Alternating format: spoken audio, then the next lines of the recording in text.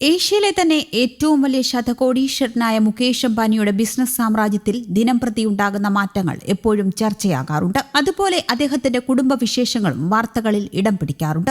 ഇപ്പോഴത്തെ മുകേഷ് അംബാനിയുടെ മൂത്ത മകനും റിലയൻസ് ജിയോ ഇൻഫോകോമിന്റെ ചെയർമാനുമായ ആകാശ് അംബാനി തന്റെ പിതാവിനെയും കുടുംബത്തെയും കുറിച്ച് പറഞ്ഞ കാര്യങ്ങളാണ് ശ്രദ്ധേയമായിരിക്കുന്നത്. മുംബൈ ടെക് വീക്കിന് അനുവദിച്ച അഭിമുഖത്തിലാണ് അദ്ദേഹം ചില വെളിപ്പെടുത്തലുകൾ നടത്തിയിരിക്കുന്നത്.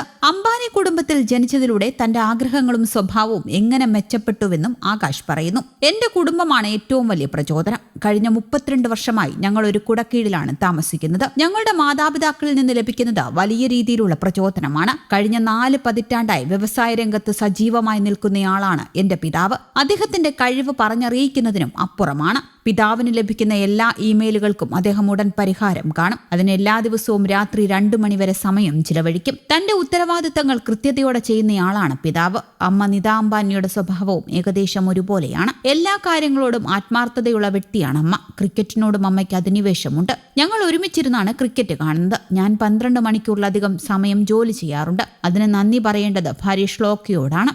അവൾ എന്നെ ഒരുപാട് സഹായിക്കുന്നുണ്ടെന്നും ആകാശ് അംബാനി വ്യക്തമാക്കി. അതിനിടെ അടുത്ത 5 വർഷത്തിനുള്ളിൽ അസമിൽ 50,000 കോടി രൂപ നിക്ഷേപിക്കാൻ തീരുമാനിച്ചിട്ടുണ്ടെന്ന് Reliance group chairman Mukesh Ambani അസമിൽ നടന്ന ഇൻവെസ്റ്റ്മെന്റ് ആൻഡ് ഇൻഫ്രാസ്ട്രക്ചർ ഉച്ചകോടിയിലാണ് മുകേഷ് അംബാനിയുടെ പ്രഖ്യാപനം. സംസ്ഥാനത്തിന്റെ വികസന സാങ്കേതിക വിദ്യയുടെ വളർച്ചയ്ക്കും റിലയൻസ് ഗ്രൂപ്പിന്റെ സഹായം എന്നും ഉണ്ടാകുമെന്നും പരിപാടി അഭിസംബോധന ചെയ്തുകൊണ്ട് മുകേഷ് അംബാനി പറഞ്ഞിരുന്നു. വരും വർഷങ്ങളിൽ അസമിലെ റിലയൻസിന്റെ നിക്ഷേപം 4 ഇരട്ടി വർദ്ധിപ്പിച്ച് 50,000 കോടി രൂപയാക്കും. 2018 നടന്ന ഉച്ചകോടിയിൽ അസമിനു വേണ്ടി 5,000 കോടി നിക്ഷേപിക്കുമെന്ന് റിലയൻസ് വാഗ്ദാനം ചെയ്തിരുന്നു. അതിനുശേഷം സംസ്ഥാനത്ത് 12,000 കോടിയുടെ നിക്ഷേപം നടത്തിയിട്ടുണ്ടെന്നും മുകേഷ് അംബാനി പറഞ്ഞു. സംസ്ഥാനത്തെ ഡിജിറ്റൽ വളർച്ച ഉയർത്തുന്നതിനു വേണ്ടിയുള്ള പ്രവർത്തനങ്ങളെക്കുറിച്ച് മുകേഷ് അംബാനി എടുത്തു പറഞ്ഞു. അസമിന്റെ ടെലികോം നൂതന സാങ്കേതിക വിദ്യയിലൂടെ വളർച്ച കൈവരിക്കുന്നതിന് ജിയോ സുപ്രധാന പങ്ക് വഹിച്ചിട്ടുണ്ട്. ജിയോയെ ഇരുകൈയും നീട്ടി സ്വീകരിച്ചതിൽ അസമിലെ ജനങ്ങളോട് നന്ദിയെന്നും അദ്ദേഹം കൂട്ടിച്ചേർത്തു. കൂടാതെ 10 രൂപയുടെ ഒരു ഉൽപ്പന്നവുമായി അംബാനിയും കൂട്ടരും എത്തുന്നുണ്ട്. ഇവരെയും ഊർജ്ജസ്വലരാക്കാൻ സ്പോർട്സ് ഡ്രിങ്ക് വിഭാഗത്തിലാണ് പുതിയ ഉൽപ്പന്നം അവതരിപ്പിച്ചിരിക്കുന്നത്.